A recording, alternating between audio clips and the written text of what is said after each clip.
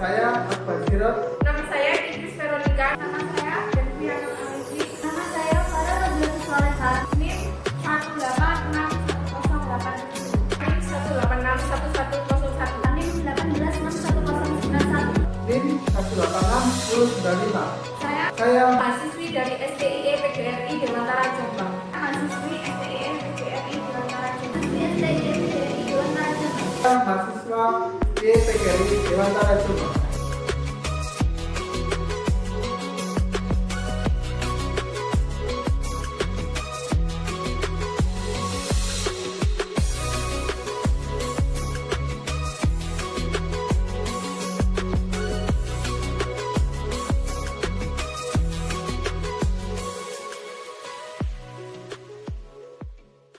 Survei kompensasi merupakan sebuah metode yang digunakan untuk mengetahui apakah karyawan diberikan pembayaran yang sesuai dengan pekerjaannya.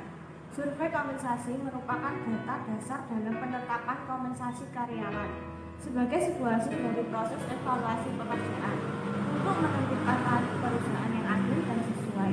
Sebagian besar perusahaan menggunakan sistem survei kompensasi secara rutin untuk mendapatkan hasil yang komparatif tentang kebijakan, praktik, dan metode pembayaran gaji dan organisasi dari organisasi lain. Evaluasi pekerjaan menentukan sebuah manajemen kompensasi yang sesuai.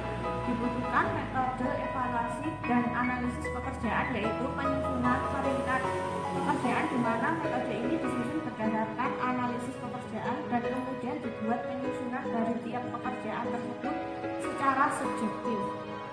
Metode ini terdapat 5 tahapan untuk melakukan evaluasi pekerjaan. Dengan tahapan ini yaitu informasi pekerjaan, di mana informasi yang dikumpulkan berupa deskripsi pekerjaan, spesifikasi pekerjaan, dan semacamnya.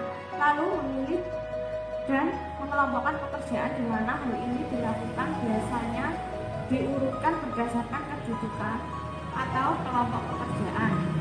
Faktor kompensasi, di mana faktor kompensasi biasanya ditentukan berdasarkan faktor tertentu, misal tingkat kerumitan pekerjaan atau menilai tingkat berdasarkan tugas keseluruhan.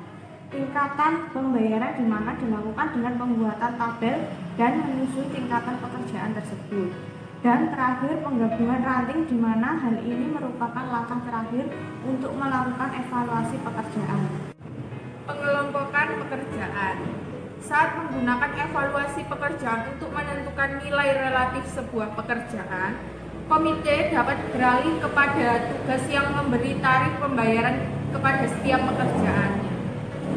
Tetapi biasanya lebih dahulu mengelompokkan pekerjaan tersebut dalam tingkat pembayaran. Tingkat pembayaran terdiri dari pekerjaan yang kira-kira memiliki tingkat kesulitan yang sama. Memberi kompensasi setiap tingkat pembayaran. Memberi taraf pembayaran kepada tingkat pembayaran. Perusahaan akan melakukan pembayaran upah kepada setiap karyawan atas pekerjaan yang telah mereka hasilkan sesuai dengan kelas atau divisi yang telah ditentukan sebelumnya. Biasanya perusahaan akan menggunakan kurva upah untuk membantu mengalokasikan tingkat upah ke setiap tingkat pembayaran atau kepada setiap pekerja. Terdapat 2 jenis kompensasi, yaitu kompensasi langsung dan kompensasi tidak langsung. Kompensasi langsung adalah pembayaran dalam bentuk upah, gaji, intensif, komisi, dan bonus. Sedangkan kompensasi tidak langsung ini disebut juga kompensasi pelengkap karena fungsi melengkapi kompensasi yang diterima karyawan melalui upah atau gaji. Kompensasi tidak langsung merupakan balas jasa untuk diberikan dalam bentuk penghargaan karyawan yang tidak dikaitkan dengan prestasi kerja sebagai bagian dari keuntungan perusahaan yang sesuai dengan kemampuan perusahaan. Yang mempengaruhi besarnya kompensasi. Ada beberapa faktor yang mempengaruhi pemberian kompensasi, antara lain produktivitas kerja, di mana pemberian kompensasi melihat besarnya produktivitas yang disumbangkan oleh karyawan kepada pihak perusahaan. Maka dari itu, semakin tinggi tingkat output, maka semakin besar pula komponen yang diberikan oleh perusahaan kepada karyawan. Kemampuan untuk membayar di mana secara logis ukuran pemberian kompensasi sangat tergantung pada kemampuan perusahaan dalam membayar kompensasi. Karyawan kesediaan untuk membayar di mana walaupun perusahaan mampu membayar kompensasi, namun belum tentu perusahaan tersebut mau membayar kompensasi tersebut dengan layak dan adil. Dan penawaran dan permintaan tenaga kerja, di mana penawaran dan permintaan tenaga kerja cukup berpengaruh terhadap pemberian kompensasi. Selanjutnya di sini ada struktur. Yang pertama, evaluasi manajemen kompensasi. Yang kedua, survei kompensasi. Yang ketiga, pengelompokan pekerjaan. Yang kelima, memberikan kompensasi setiap tingkat pembayaran. Adapun kompensasi langsung yaitu di antara gaji, upah, insentif, komisi, dan bonus. Ada juga kompensasi tidak langsung yaitu langsung benefit atau cuti tunjangan. Penting dilakukan kompensasi. Berbagai hal yang menjadi hak karyawan yang bekerja di perusahaan. Salah satu hak karyawan yang harus perusahaan penuhi sebagai pemilik perusahaan adalah gaji. Ada berbagai faktor penting yang perlu perusahaan perhatikan sebelum menentukan besar jumlah gaji yang akan perusahaan berikan pada karyawan Anda.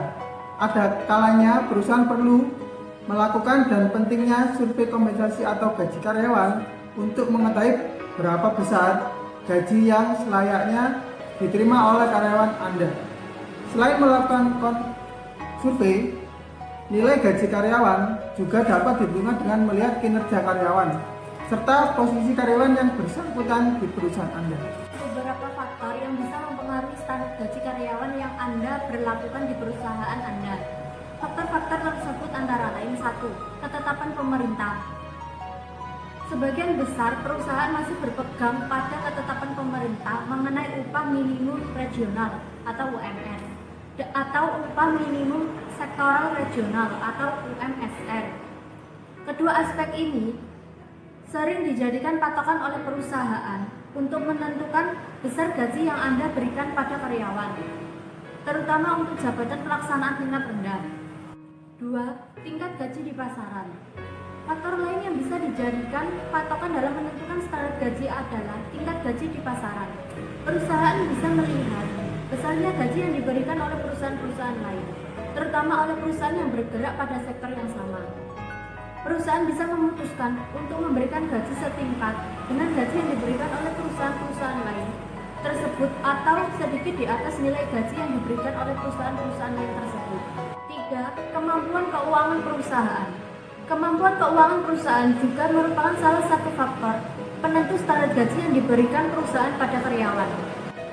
4. Kemauan perusahaan. Faktor kemauan perusahaan berarti perusahaan tidak berpatokan pada tingkat gaji di pasaran atau sektor atau faktor lainnya, melainkan berdasarkan pada wajar atau tidaknya nilai gaji yang diberikan pada karyawan.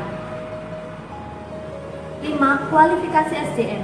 Kualifikasi SDM merupakan faktor lain yang bisa dijadikan patokan dalam menentukan standar gaji.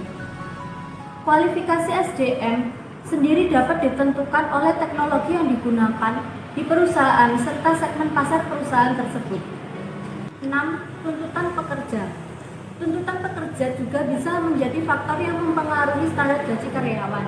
Biasanya, tuntutan pekerja akan dipertemukan dengan standar perusahaan lewat media perundingan atau tawar-menawar. Now I don't know you, you don't know me too.